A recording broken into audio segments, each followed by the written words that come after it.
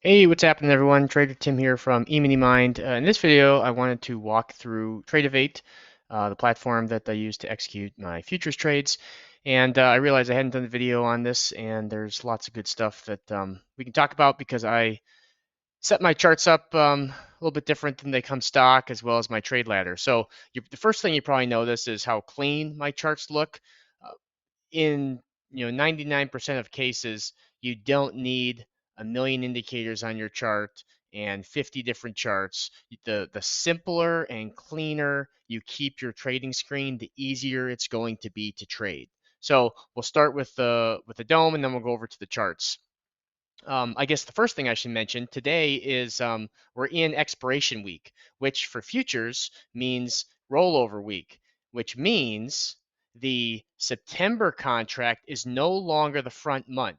So I already have pulled up the December contract, and what happens on rollover, so the Friday before expiration, so last Friday, um, we now have volume shifting so that there's more volume in the December contract than the September contract. And you'll notice the prices are going to be different as well. So if you use a for most charting platforms, like if you use Thinkorswim for your charts and you type in \ES, it's going to give you the continuous contract automatically continue the new contract on your chart and adjust it for you. But if you're on a platform for trade execution specifically, like Tradovate, or if you have to punch in, for your trade ladder, you'll want to make sure you change your contract. So get rid of the ESU4 and turn it into ESZ4. So HMUZ are the 4 months: March, June, September, and December. ES is the contract that you're trading. So if you were trading NQ, you would start there. And then if we want to be on the December contract, that's Z, and then the last digit of the year, 4. Some platforms you have to type in the 2 digits, so 24. But for the most part, if you type in \ES on most platforms, it should give you the current front month contract. And so just make sure that when you're on a trading platform executing separate from charts, that you're not trading the September on the trade ladder, but the December on the charts, and you'll look at price, they're going to be way off, and you're going to have all kinds of problems. So make sure those align, and that make sure that you're trading on the December contract. Another thing to note: this week we're going to be a little bit wonky. We're going to have the Fed meeting on Wednesday, expiration on Friday. Those are 2 days I typically don't trade, and so then that kind of chops up the week and makes it a little bit challenging at times to trade. So just be careful this week, and don't try and be a superhero on these rollover weeks, because even though the volume is in the December contract, like most of the activity is in the December contract, there's still traders trading the September contract, the prior contract, and so the volume is a bit split. Next thing I want to talk about, so I have my trade ladder set up here. You can easily toggle through the different contract sizes, and the first thing I want to talk about is the bracket orders. So when you set up a bracket order, if you do like an OCO order, what you want to do is come into the settings, hit the settings wheel, and that's where you can set up if you want just to stop. So let's say you want to do a 2-point stop, or in this case it's set up in ticks. A 2-point stop is going to give you, whoops, and then turn it. What I want to do is set up the 2-point stop and then hit save, and try it one more time here. Stop, 8 ticks,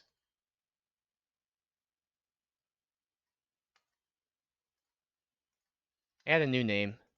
We'll just call it new. Okay, and then hit save.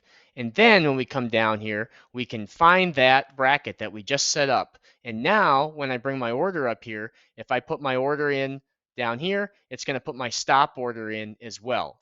And so if you go back in there, and let's say you want to stop and you want to take profit, you can hit that one as well. And then let's say you want 5-point profit target out there, and then we're on that same bracket. and I hit save. Now, when I hover my price ladder, you can see up on the upper right, you got that red box now. So now I put my order out there. You've got a 2-point stop and a 5-point profit target, and it shows up on the charts as well. So you can, drag your orders around right on the chart. Zoom in here.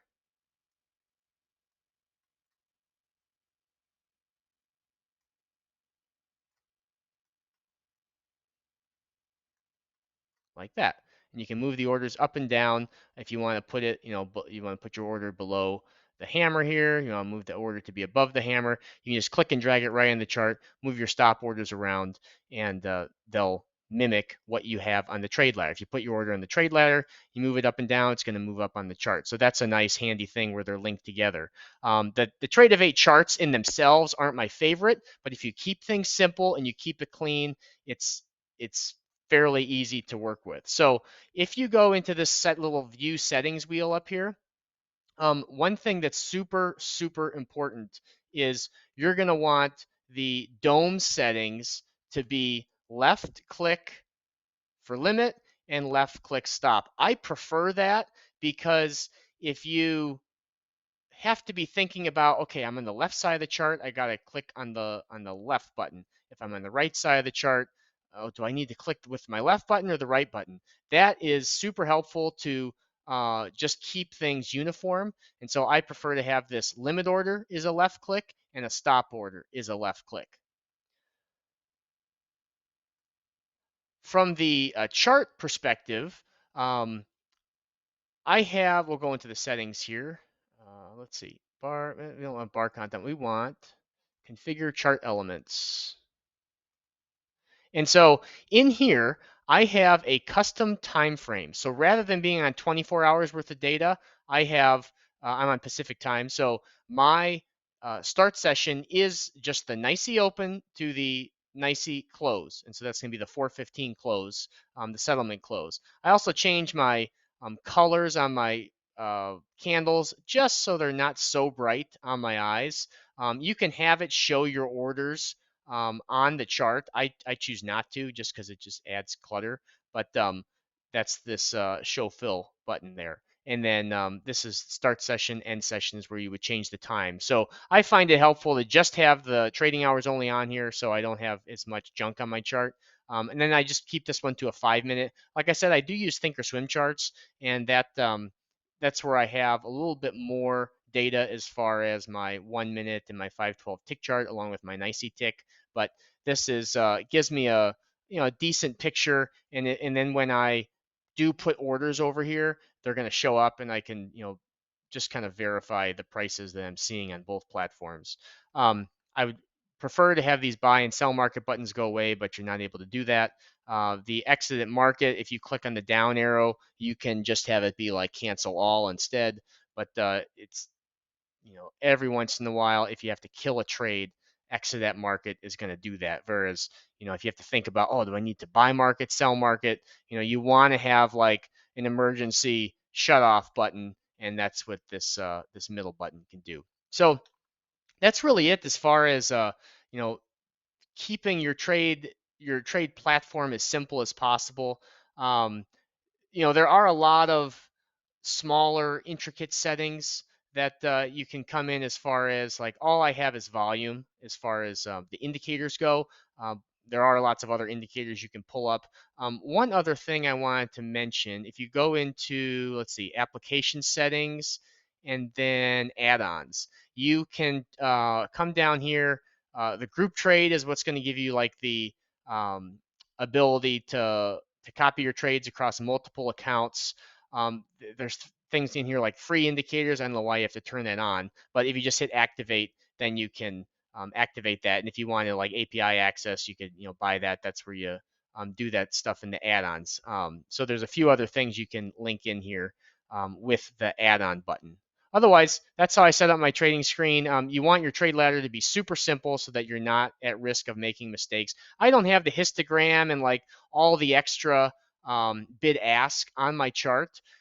You know, there are a lot of ways that high frequency trading firms can hide and mask orders with, both from a standpoint of putting orders out there and then removing them before price gets to it. So it looks like there's a big order block there, and then it can be taken off. And then when price does get there, there's actually not those resting orders sitting there. So I don't find the, reading too much into the bid ask super helpful. So I just try to keep it as super clean and simple as I can. So if you have questions, you can drop them in the comments below. Otherwise, hope you have a great week of trading, and we'll talk to you soon.